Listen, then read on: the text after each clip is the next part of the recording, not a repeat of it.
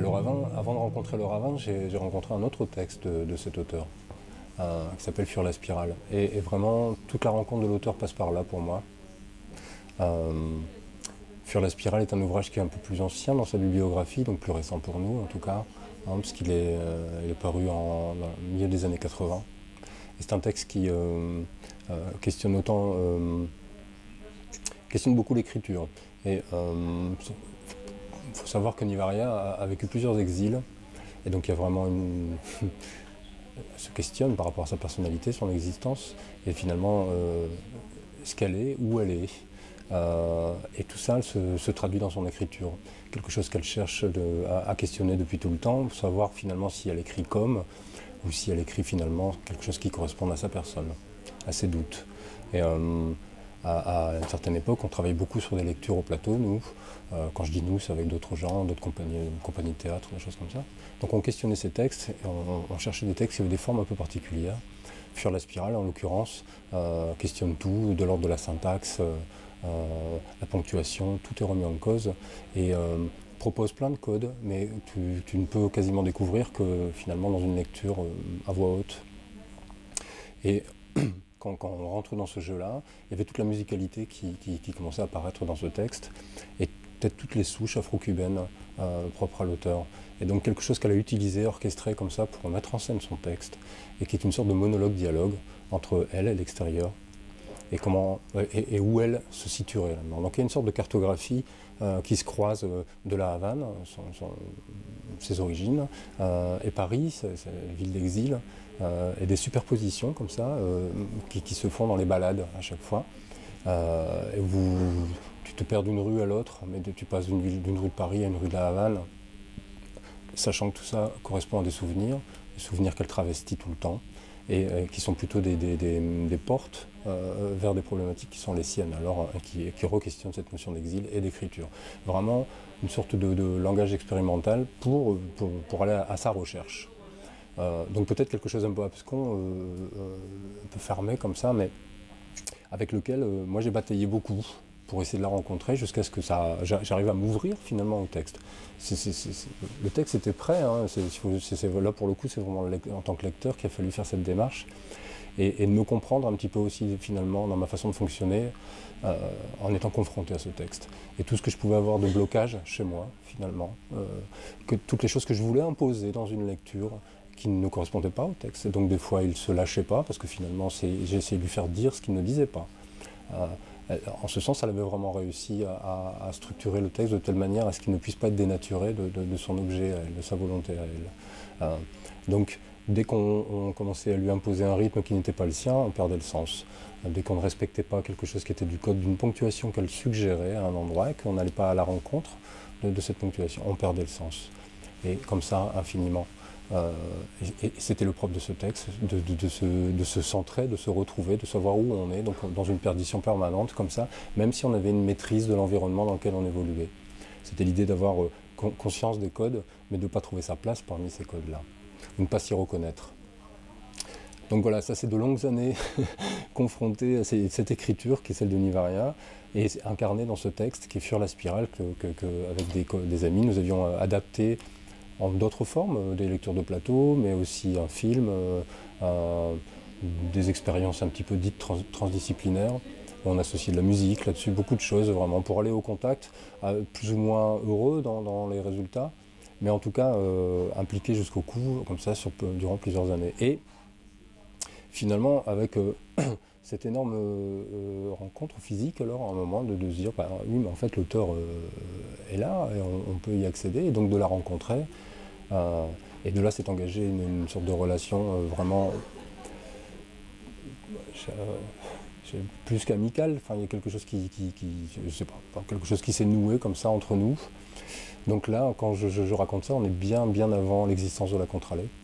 Il y a quelque chose qui se met en place chez moi, et c'est finalement en rencontrant peut-être Nivaria et son écriture que tout s'est mis en perspective jusqu'à vraiment quelque chose qui était de l'ordre de cette édition.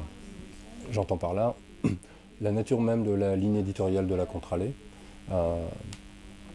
avec toutes ces problématiques d'identité, et thématiques de société, et la place qu'on accorde aux individus au sein d'une organisation, quelle qu'elle soit, Voilà, on était vraiment pour moi au cœur du sujet avec ce type d'écriture.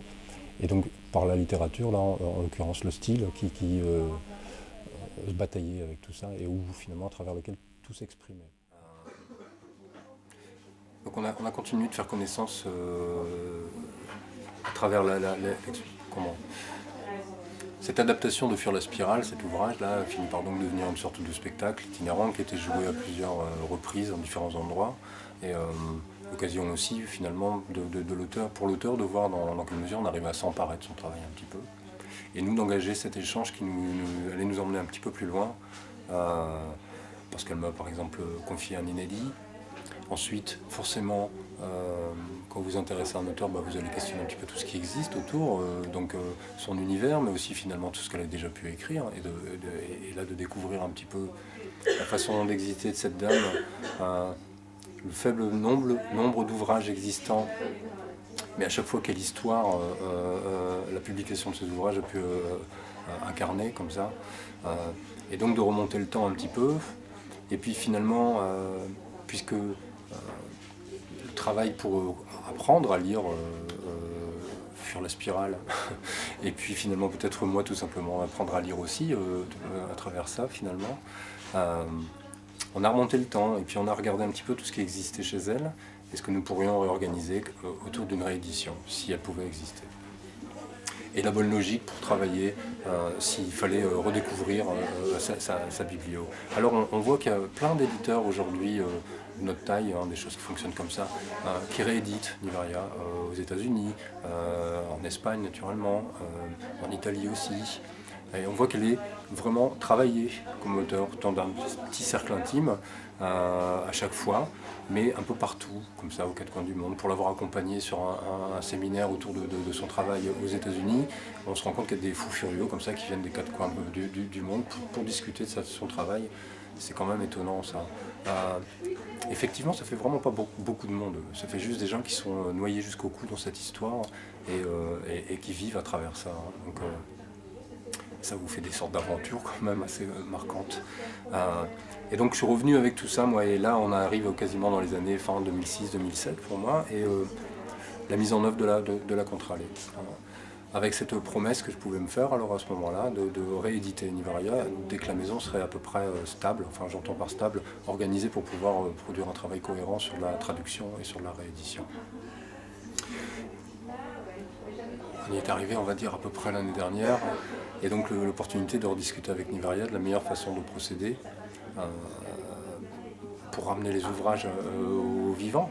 À savoir... Pourquoi ils étaient plus vivants, ces ouvrages ? Si on prend l'histoire du Ravin, qui est donc son premier roman, il existe un recueil de poésie qui précède ce roman-là. Le Ravin a été publié en 1958 par Maurice Nadeau, donc aux Lettres Nouvelles. C'est d'ailleurs le premier à la publier. C'est Couffon, son traducteur, qui présente ce texte à Nadeau, et ça c'était leur façon de fonctionner après entre eux. Mais c'est vraiment sur la confiance de Nadeau à l'égard de Couffon que les choses se sont faites. Donc on voit ce livre exister en 1958 et un second texte apparaître en 1970 seulement, est toujours publié par Maurice Nadeau. Et on va trouver des épisodes comme ça de moins 10 ans à chaque fois entre chaque ouvrage, juste ponctués de quelques recueils de poésie, pas des moindres. Le texte a été réédité ensuite par Hubert Nielsen en 1986. Parce qu'à ce moment-là, il accompagnait, lui, l'édition de Fuir la spirale. Et que les éditions Actes Sud alors ont développé quand même un large travail à l'égard de ce type d'auteur, Zoé Valdès à une autre époque. Voilà, ça existait un temps, et puis elle publie peu, Nivaria, et ce qu'elle propose comme texte, finalement, une sorte ça fonctionne, c'est une sorte de littérature à tiroir comme ça, vous partez quand même dans des abîmes, je sais pas, quelque chose d'assez compliqué peut-être, ou aussi un personnage qui ne cherche vraiment pas à briller en public, donc plutôt en retrait. Ça fait que des fois, dans des parcours comme ça, les choses disparaissent doucement en fait. Finalement, c'est pas qu'elles disparaissent, mais elles se ramassent. Et je vous dis, tu vois ce groupe de personnes tout le temps qui réactivent le foyer. Et puis on voit des choses apparaître à des endroits comme ça différents. Le Ravin, la traduction pour les États-Unis, ça a pris 15 ans. Euh, euh, c'est en Pologne, je pense aussi, à une autre époque, ce titre. Ça a été aussi une épopée, la traduction a disparu, réapparu. Donc voilà, c'est comme si tout son parcours à Nivaria était bousculé comme ça en permanence par des aléas inattendus, avec des heures peut-être plus brillantes que d'autres. Mais finalement, elle, son histoire, c'est ce qu'elle est en train d'écrire. Et elle ne se concentre que là-dessus. Finalement, elle occulte tout le reste.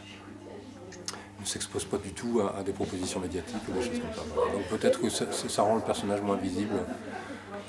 Est-ce que toi tu t'es assuré qu'Actes Sud ne voulait pas rééditer Ah bah l'ouvrage? oui, parce qu'en fait elle avait évidemment récupéré ses droits avec des lettres très sympathiques avec le Sud, c'est tout. Mais l'exploitation du titre pourrait arriver à terme, peut-être. Moi je m'explique pas toujours pourquoi des textes ne sont pas réédités. On sera forcément confronté à ce genre de problème. Je vois bien les raisons qui peuvent motiver le fait de ne pas rééditer un texte. Mais... Donc voilà, oui, elle s'est aujourd'hui, en tout cas, réapproprié l'ensemble des droits de son œuvre, ce qui nous donnait l'opportunité d'envisager ce travail de réédition. Et avec moi, parce que finalement, il y a cette antériorité dans la relation et peut-être cette confiance qui existe aujourd'hui entre nous. Même si ça reste quelqu'un de méfiant par nature, c'est lié à son histoire, ça. Et donc c'est la même traduction que celle de 58. Ouais. Alors, oui, se poser forcément la question de retraduire, qui peut s'imposer à plein de moments pour plein de bonnes raisons, mais aussi des fois, finalement, on peut aussi se poser la question à l'envers, faut-il vraiment retraduire? Là, il y avait quelque chose de l'ordre de... c'est Couffon déjà, bon, ça reste quand même une personnalité sur le domaine hispanique dans la traduction. Le texte, de par sa nature, était déjà finalement tellement moderne, tellement contemporain, si je regarde ça d'aujourd'hui, ou alors en avant-garde sur son histoire, qui ne subit pas trop de problèmes de temporalité là-dessus. Ensuite, pour avoir lu d'autres ouvrages de Nivaria traduits par d'autres, finalement, je retrouve tout le temps la même patte. Donc il y avait quelque chose qui semblait être très bien fait.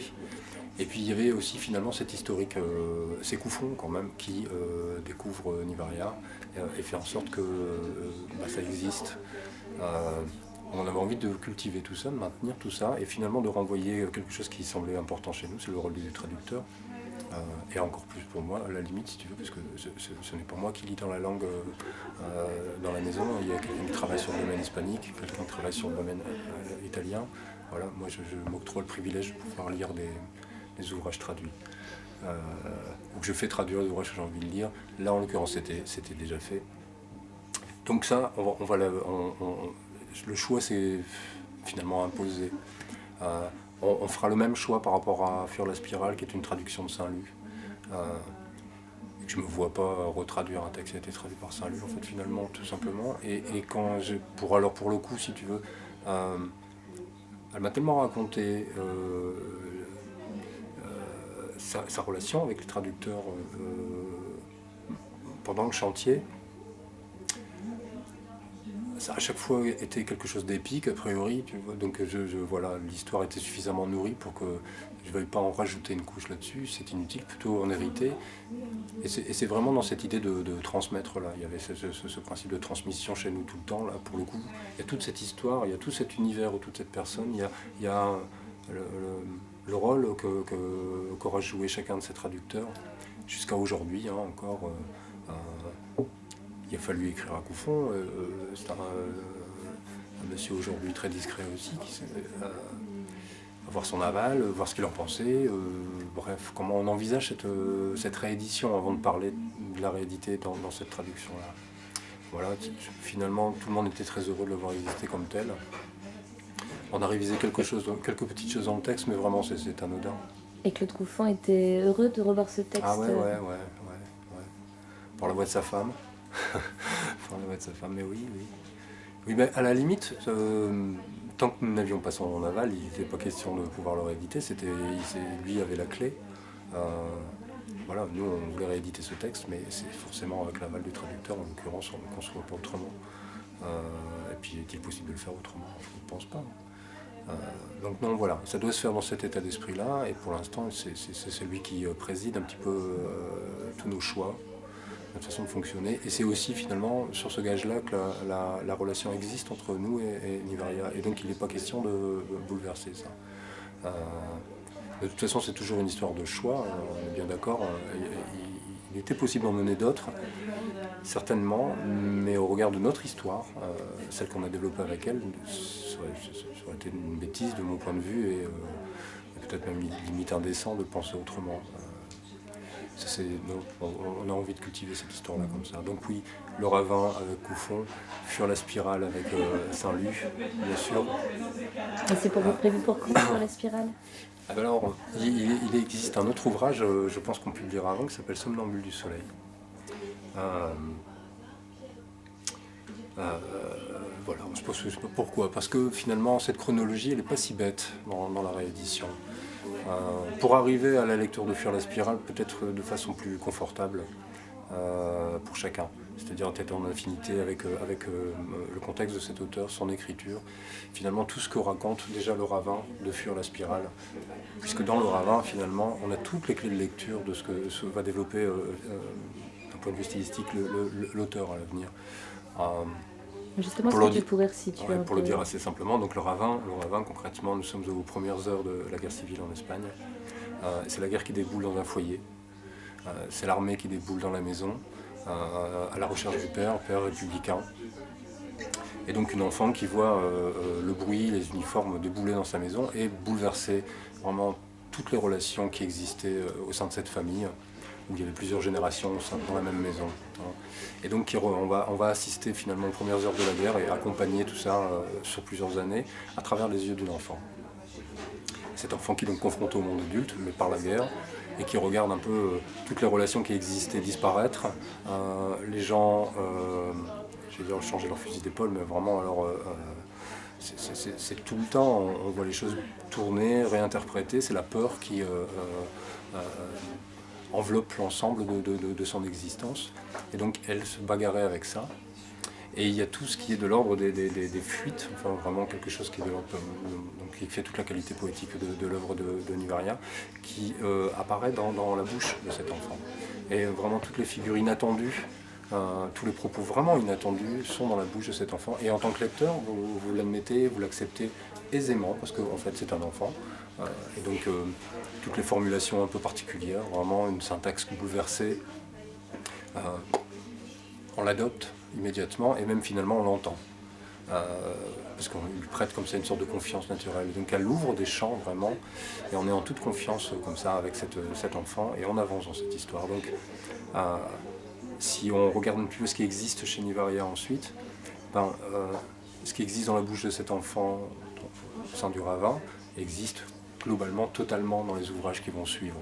Donc c'est vraiment une belle entrée, parce qu'on se retrouve tout d'un coup vraiment en connivence avec le style qui aurait pu être développé, et donc on est tranquille, j'ai envie de dire à la limite, pour appréhender quelque chose qui est de l'ordre de l'ellipse récurrente, donc vraiment quelque chose de polyphonique. Vous êtes vraiment absolument pas malmené au sein du ravin, littéralement bouleversé dans ce qui va apparaître ensuite. Donc voilà, c'était juste un pas à pas, à la limite, quelque chose que grandir avec elle, en passant par le ravin, pour arriver à la suite. On organisera la suite, à la limite finalement plutôt avec l'auteur. Aussi avec des questions de retraduction potentielle d'autres ouvrages, ça c'est parce que ça c'est tout à fait à l'ordre du jour, c'est pas quelque chose qui est figé. Et voilà un petit peu la façon dont on a envie de procéder avec elle, de voir aussi finalement comment on arrive à faire notre boulot correctement, c'est-à-dire finalement à faire réexister cette œuvre là où elle doit être, lui retrouver une place, il y a tout à reconstruire là-dessus. Alors justement, là-dessus, le livre est sorti la semaine dernière, je crois. Oui, le 21-22 février. Ouais. Et sur les offices auprès des libraires, il y en a qui connaissaient l'auteur? Oui, alors c'est plus rare quand même. Des gens avaient donc travaillé le ravin, à l'époque Actes Sud. Alors. Et donc oui, il y a quelques librairies comme ça qui redécouvrent ce titre Quelque chose qui nous aide quand même assez, pour être assez pragmatique. Parce que c'est quelque chose qui avait fonctionné en son temps. Pour ces libraires, ça reste un titre des fois de référence pour eux, quelque chose qu'ils avaient apprécié, et puis finalement qui raconte un petit peu quel type de publication on travaille, nous. Et donc qui, par ce biais-là, jette un œil sur ce qu'on peut avoir publié par ailleurs, plus tôt, et ensuite, avec de plus jeunes auteurs. Alors, par exemple, on travaille en plus sur de la découverte aujourd'hui, même si finalement Nivaria c'est de la redécouverte. Mais cette complicité-là, on est obligé de la cultiver, de la trouver. Donc ça, c'est une manière de... Donc, ils sont rares, ces libraires qui travaillent les titres, ils datent quand même un peu. Mais voilà, c'est à chaque fois un atout en plus. Et c'est quelque chose qu'on essaie tu parlais d'office, mais voilà, quand on travaille sur ce genre d'enjeu-là, nous, s'il y a un nouvel auteur, une nouvelle thématique abordée, on essaye d'associer ça à quelque chose de plus historique et qui rassure un petit peu et qui éclaire un petit peu dans la façon. Donc pour illustrer ça, quand on a publié un titre d'un auteur comme Lucien Suel, qui bénéficiait quand même d'un minimum de reconnaissance du tissu livraire en tout cas, simultanément on a publié Amandine D, son premier ouvrage, et pour raconter, voilà, que les ouvrages rentraient dans la librairie avec Lucien Suel, et dans le prolongement, il y avait Amandine D. Et quelque chose qui se racontait entre ces deux livres, parce que finalement ça travaille toujours un petit peu par thématique chez nous, voilà, on trouve des choses comme ça. Donc voilà un petit peu la façon de procéder. Avec le ravin, il y avait aussi quelque chose forcément qui fonctionnait bien chez nous, puisqu'il y a un autre titre qui traite des mêmes problématiques chez nous, avec un autre auteur qui s'appelle Alphonse Cervera, qui a tout un cycle sur la littérature de l'oubli, et où on est sur le même problème là, pour le coup. Donc voilà, cet ouvrage vient rappeler ce qui existe dans la maison. Ce qui existait dans la maison offre un écrin au ravin. Il y a quelque chose qui s'inscrit dans la continuité, c'est le travail d'une ligne éditoriale aussi, mais de créer une petite constellation de points de vue sur ce problème-là, sur cette thématique-là, des points de vue forcément divergents ou différents, mais en tout cas qui expriment la complexité, encore une fois, des sujets. Et est-ce qu'on pourrait dire, peut-être que c'est complètement exagéré ou c'est une catégorie qui n'existe pas dans votre ligne éditoriale, mais que plus le temps passe, plus des voix féminines s'élèvent à la contre-allée, et des voix féminines qui sont d'un certain regard, qui sont des voix de l'intime, qui, pour un point de vue de lectrice en tout cas, se placent complètement en faux par rapport à beaucoup de littérature de l'intime féminine dans l'actualité contemporaine de la littérature française. Moi, je regarde ça, j'adhère, j'adhère, mais je regarde ça parce que finalement ça vient aussi parce qu'il y a des gens dans la maison qui poussent ça. Moi pour partie, mais aussi plutôt une personne comme Marielle Leroy, qui travaille vraiment sur le domaine hispanique, mais finalement qui est très très sensible au sujet que tu évoques et questionne ces problématiques-là à travers la plupart de ses lectures. Donc oui, ça fait partie des enjeux pour elle. Anna Rizzello, pour un autre pan de notre travail avec l'Italie, plus sur des essais, mais finalement sur des questions qui rejoignent ces points de vue-là. Oui, voilà, elle pousse vers ça, donc ça prend encore plus de place dans la maison, à savoir que à partir de l'instant où on questionne la place accordée à l'individu dans la société, dans la cité, on est chez nous. C'est vraiment quelque chose qui nous concerne immédiatement, en tout cas dans la ligne qu'on essaie de cultiver. Donc ces regards très transversaux, c'est pas de côté définitif à la limite. Oui, ils sont là et ils sont... je sais pas, on s'appelle la contre-allée, c'est vraiment par là qu'on passe pour essayer d'aborder toutes ces questions-là. Elles sont abordées par plein de monde, à mon avis souvent avec qualité. Il faut qu'on trouve nous aussi notre singularité pour exister là-dessus. Et finalement, pour que ce soit plausible pour un lecteur qui s'intéresse à ce genre de sujet, que l'offre soit complémentaire. J'entends, pour moi, ça c'est définitivement aussi quelque chose de l'ordre du travail de l'édition, c'est de réagir. Je regarde des livres autour de moi, mais voilà, ils sont classés. Il y a un livre avant, il y a un livre après. Est-ce que celui qu'on va publier va trouver sa place là? Et est-ce qu'il fait sens à cet endroit-là, ou est-ce que ça va être redondant? Donc voilà, on essaie de questionner ces choses-là. Et à tâtons d'ailleurs, et aussi parce qu'on est aidé, accompagné quand vous abordez la Nivaria, c'est une entrée. Aujourd'hui, Amandine D, on l'a évoqué, c'en est une autre. Finalement, on parle des mêmes fêlures et des mêmes façons de composer avec ces fêlures et comment on arrive à développer une voix tout à fait particulière, ça pour les auteurs, et comment nous, dans le boulot qui est le nôtre, on arrive à créer le contexte pour que ça puisse exister, qu'elle puisse être entendue. Voilà moi, ce que je considère être le travail de la Contralée. Et donc définitivement d'abord à l'égard des auteurs, en tout cas qui aborderaient les sujets par cette entrée-là. Ensuite, je pense qu'il y a d'autres éditions qui travaillent très bien sur le même domaine, mais dans une autre complémentarité. C'est essayer de regarder comment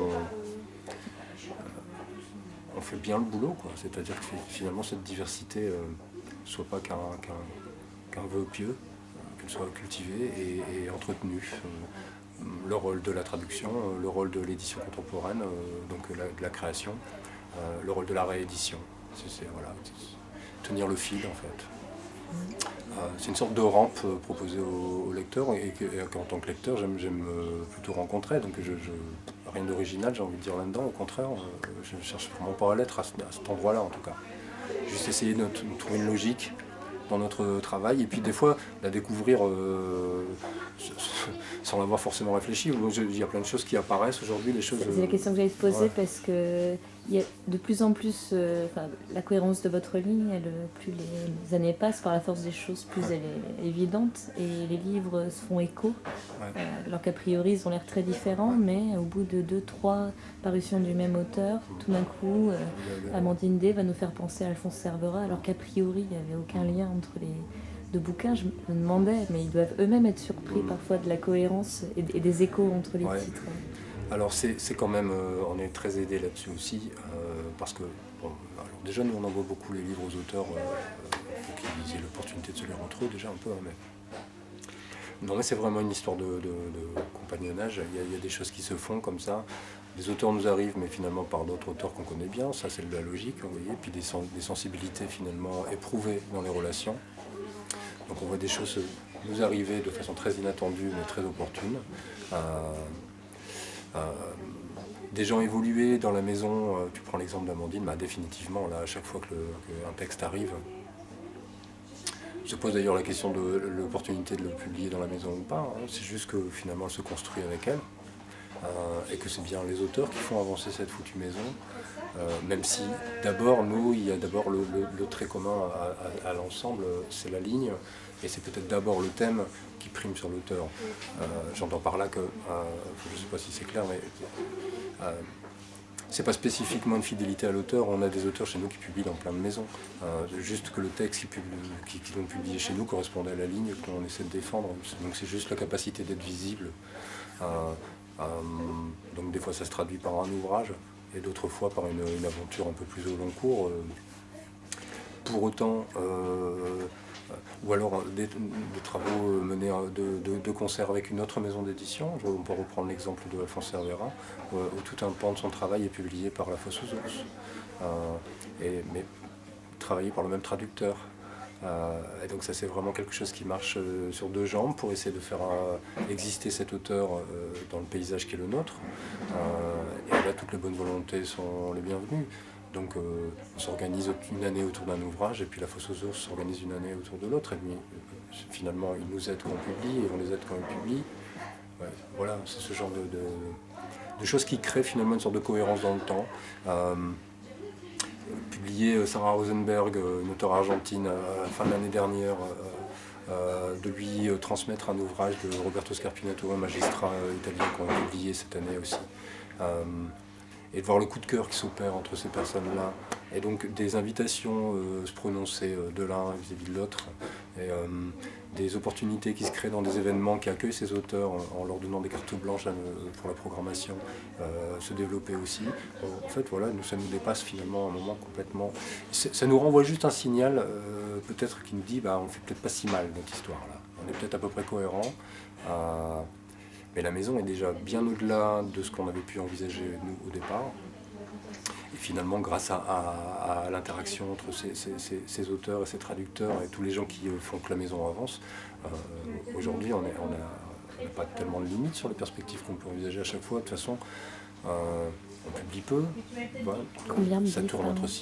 6-7 ouvrages à l'année, peut-être un peu plus cette année. Et le rythme va normalement s'augmenter un tout petit peu, cela dit avec beaucoup de maîtrise. Là, on augmente parce qu'il y a une nécessité pour exister davantage, mais chaque titre nous demande une telle implication, nous, dans tout ce qui est de l'ordre de la présence des auteurs ensuite, qu'on n'arrive pas à publier plus, tout bêtement, et on n'arriverait pas à le faire bien. Là, il faut qu'on augmente un petit peu, mais on ne pourra pas aller bien au-delà. Et puis d'ailleurs, c'est pas tant l'enjeu, encore une fois, ça reste la contre-allée, donc à la limite, c'est même sur les bords de table, nous, qu'on existe. Et qu'il faut qu'on les occupe correctement, et qu'on n'a pas d'autres alternatives et d'autres goûts que d'essayer de passer par quelque chose de l'ordre du relationnel, quitte à nous déplacer beaucoup. Aller chercher les livres là où ils sont, aller voir les éditeurs qui nous intéressent et qui nous plaisent à l'étranger, essayer d'engager une relation qui s'inscrit dans le temps, encore une fois, qui est volontairement opportuniste de notre part pour nourrir la ligne éditoriale, mais qui n'est plus du tout dans le sens où les relations après avec certains auteurs et éditeurs, en tout cas des gens qui travaillent sur des thématiques qui nous sont communes, s'inscrivent fidélité, c'est pas forcément le terme, mais enfin en tout cas un climat de confiance comme ça qui fait que beaucoup de choses nous reviennent. On cherchait une traductrice pour Princesse Inca, un recueil qui sort cette semaine, où on est entre poésie et prose. Moi qui m'avais complètement bouleversé dans ce que j'avais pu lire comme petite épreuve traduite à l'époque pour moi, parce que ça me rappelait quelqu'un comme Sarah Kane. Voilà, comment on rentre dans une épopée pour trouver la bonne traductrice ou le bon traducteur là-dessus. C'est pas toute la maison qui s'est mise en branle, mais pas loin en fait. Ce sont d'autres traducteurs, d'autres auteurs qui ont réfléchi, nous.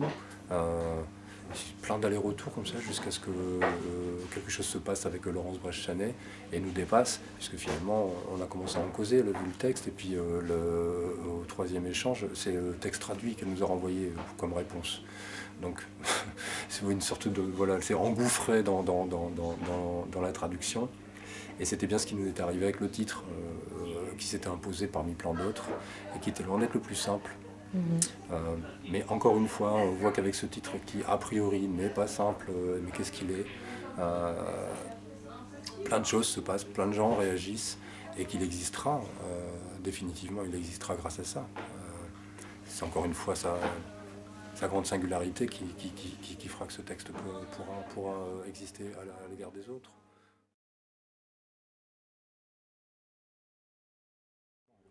Et vous avez du soutien des pouvoirs publics pour ces traductions, oui, spécifiquement?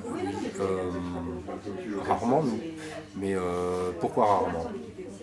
C'est un problème de calendrier et aussi d'environnement immédiat pour travailler. Dans d'autres régions de France, il y a des solutions plus souples, des aménagements qui ont été pensés pour qu'on puisse réfléchir avec moins de durée et moins d'enjeux d'inquiétude dans les engagements. J'entends par là qu'aujourd'hui, concrètement, 3 titres chez nous ont été aidés par des aides du CNL pour la traduction, un titre pour l'aide à la traduction et à la publication. Sauf que ces aides-là, on n'a aucune garantie de les avoir avant de lancer le projet. La traduction, on peut essayer de se sécuriser, bien sûr, un peu, mais c'est tout. En général, c'est signé et la traduction est déjà engagée quand on présente la demande. Et encore davantage pour l'aide à la publication, parce qu'il faut que l'intégralité de la traduction soit menée. Et donc il y a 3 commissions possibles dans l'année. Voilà, ça veut juste dire qu'il faut réussir à s'organiser en fonction. Donc il faut remonter encore le temps. Et remonter le temps, il faut donc aussi se dire qu'on a finalement, on rentre dans un aspect économique, des choses là, mais suffisamment d'économie à investir pour cet investissement-là, dans cette traduction, quelque chose qui ne sortira que dans 24 mois potentiellement, entre 12 et 24 mois. Donc voilà, une trésorerie qui est immobilisée dans une économie, une activité qui ne possède pas beaucoup de trésorerie, définitivement, c'est notre cas. Donc chaque traduction, c'est vraiment un effort, je Je sais que pour nous, en tout cas, pour l'une d'entre elles, en tout cas, était quasi surhumain et qu'effectivement, ça a mis la maison dans un état terrible. Mais ça a soudé la maison aussi, voilà. Mais on ne va pas s'amuser à réitérer le truc tout le temps, mais voilà, il y a quelque chose qui s'est passé derrière une de ces traductions qui fait qu'on savait bien pourquoi les gens étaient là et ce qui les motivait. Bon. Donc voilà, ça c'est une difficulté. Aujourd'hui, j'essaie déjà de réfléchir naturellement à ce qu'on va faire en 2014 et 2015 pour essayer d'être juste dans les clous de ces commissions, pour minimiser les risques. On parlait de l'ouvrage, là, tout à l'heure, je suis sur la leçon de Princesse Inca avec La Femme Précipice. C'est définitivement le genre d'ouvrage où, quand même, j'essaie moi de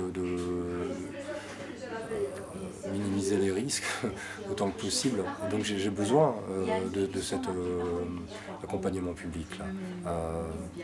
On va sur des choses vraiment à la marge, donc là il faut que ça joue son rôle. Moi j'appelle ça, on parle bien d'un bien culturel, on parle bien d'une économie mixte. Il y a un enjeu entre le public et le privé naturellement. Il faut y aller de concert, et notamment spécifiquement sur ce type d'ouvrage. Donc on choisit aussi pour quel type d'ouvrage on les sollicite, donc on n'y est pas tous les semaines. Mais il faudrait qu'on puisse quand même essayer d'harmoniser un tout petit peu les choses pour que j'entends bien qu'il y a des problématiques à organiser des commissions, etc. Mais pour des maisons comme les nôtres, c'est pas notre calendrier. Donc c'est assez complexe à mettre en œuvre. Vraiment. On sera au Salon du Livre de Paris dans la même logique d'ailleurs que de travailler ensemble pour le coup, c'est-à-dire d'associer les éditeurs aux libraires de la région, à d'autres partenaires qui font qu'il est possible de donner un écho à chaque fois à un travail mené à l'égard des lecteurs. J'entends Fly en l'occurrence. Et d'imaginer finalement ce qui est un îlot de la région Nord-Pas-de-Calais au Salon du Livre de Paris, comme effectivement un îlot où on va retrouver des acteurs qui travaillent ou qui ont besoin de travailler ensemble, ou en tout cas d'afficher le fait de bien travailler ensemble. J'entends aligner les éditeurs, les libraires, des gens comme des relais d'opinion fantastiques que sont des gens comme vous, parce que ça sert à Bassi, ça sert à ça. Mais de vous associer parce que finalement tout le monde prend sa part active dans l'organisation de ce temps-là et qui se résume à quelques jours au Salon du Livre de Paris peut-être, mais qui se traduit littéralement par d'autres actions dans la région, bien en amont désormais. Ici aujourd'hui, par exemple dans cette librairie, ce qui nous amène, c'est un des rendez-vous qui s'inscrit dans cette préparation. Et pendant 3 semaines, comme ça, on va voir plusieurs rendez-vous se mettre en œuvre dans les librairies de la région, où plusieurs éditeurs seront présents, où des tables seront dédiées à la production éditoriale des éditeurs de la région, et où on va essayer de multiplier les opportunités de rencontre avec le public pour faire en sorte que nous sortions des librairies pour rencontrer le public, et que le public puisse rentrer dans ces librairies finalement aussi.